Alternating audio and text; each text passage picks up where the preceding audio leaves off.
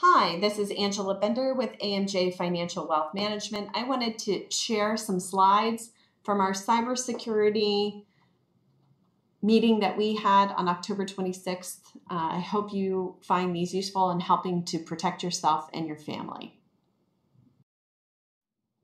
The numbers on amounts of money that are being extorted from people due to cybersecurity issues is pretty astonishing. You can see in this slide there's $6 trillion problem by 2021. To put that in context, currently the US GDP is $19 trillion.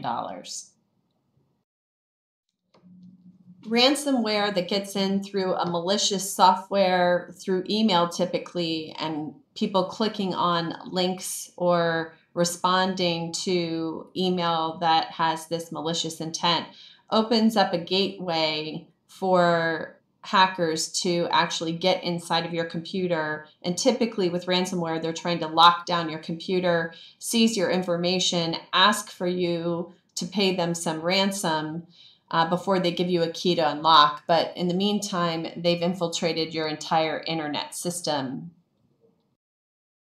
So recently I attended the Financial Planning Association's national conference down in Nashville, Tennessee, and I went to TrueArmor, which is the company that helps protect companies actually, but had this consumer presentation that they did to discuss what could we help tell clients to take in measures that would help protect them from these situations.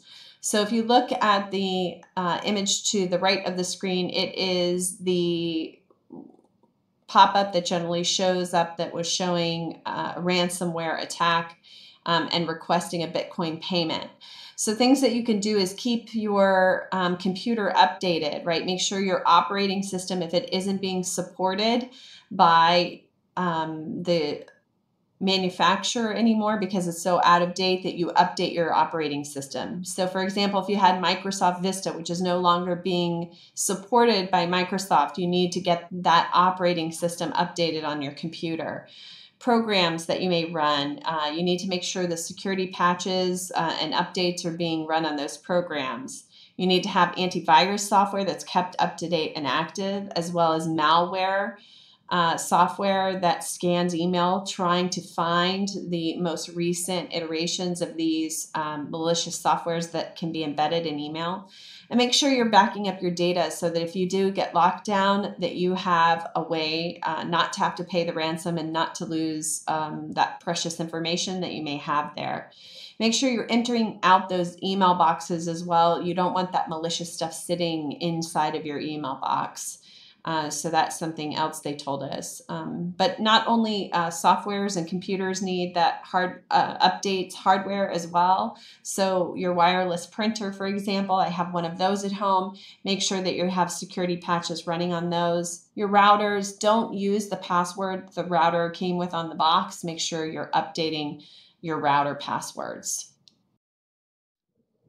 This study that was conducted by IBM shows you the immense growth in ransomware attacks, which mostly go unreported actually, but there were 3.8 million in 2015 that reported, and in 2016 there were 638 million. So a tremendous growth that we're seeing in these ransomware attacks. So it's something to be really careful and diligent about.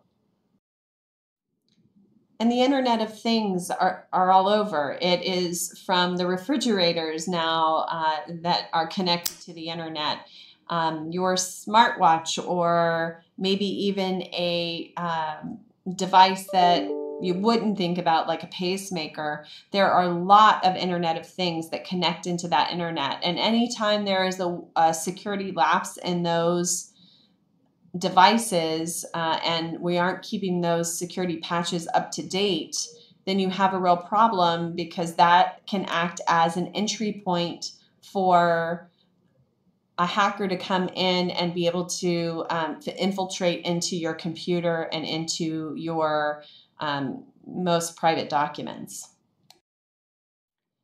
This was an actual problem that happened to a pacemaker company where hackers actually got in and were able to mess with the devices, and it caused a recall for the company. So the Internet of Things is much broader, and you need to think about all those devices that get onto your Wi-Fi or your internet connections, and making sure that you're doing all you can do to ensure security patches are updated. We at the firm have been doing a lot of work on phishing emails and being able to identify those. And they are typically emails that are being sent to try to get you to open some attachment or click on some link, trying to find out passwords or credit card information. And they typically have some urgency to them. So I thought it might be really important to help you get some resources around what is a phishing email, since that is the entry point for a lot of these hackers. This is what a phishing scam looks like, and don't be fooled. No rich prince wants to give you some money, and Amazon is probably not offering you a free gift card. So be really careful. And some of the warning signs are listed here in red, and you can see that the email address sometimes they come from, right, don't correspond with the name of the sender.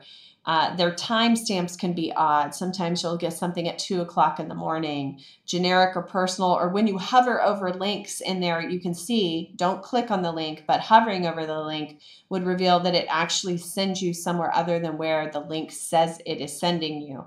So just be really careful on what you're clicking on. This is human error is the number one way that hackers are getting access into your computer and getting information out of it. So please be careful of these phishing scams. Not only should you delete these, but you should blow them out of your system and make sure that they're no longer sitting in your email box. So I thought it might be good to provide you with some resources that you could go on and educate yourself a little bit around these issues that you need to be very careful about, and get some training, like we've done training as well on phishing and how to identify a phishing email. So I think stopthinkconnect.org offers a great amount of information, has a game that may be more suited for maybe an 8-year-old, but it does teach you what some of these elements of phishing scams are. And I think it is really important to make sure that you're educated around what to watch out for.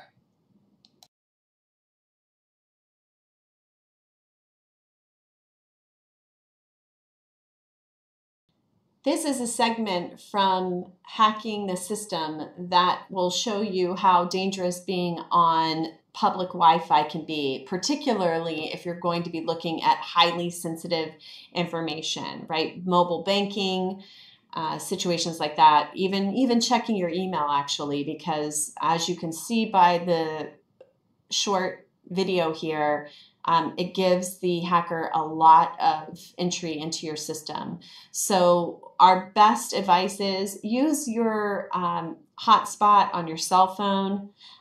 Use only HTTPS secured sites.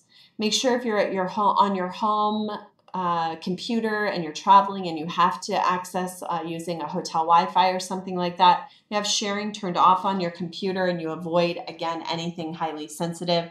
When I travel, for instance, I have my own hotspot VPN that I use. I never actually get on a hotel's hotspot or an open Wi-Fi access.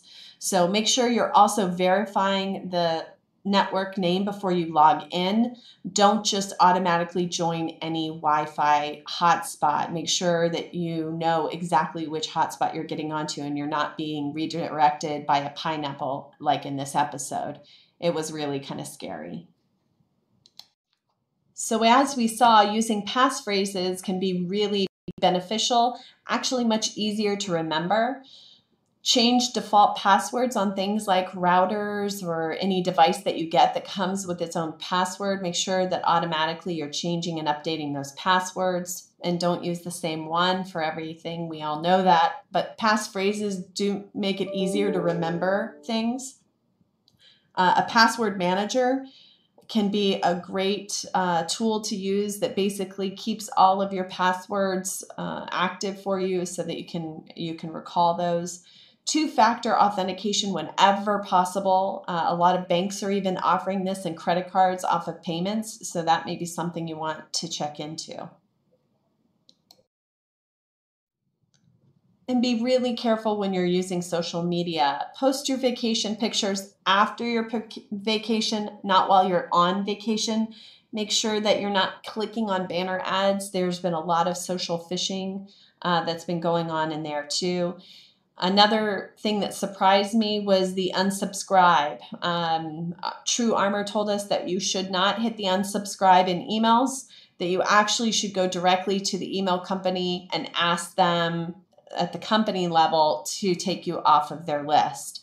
Because once you hit unsubscribe, they know for sure that's an active email.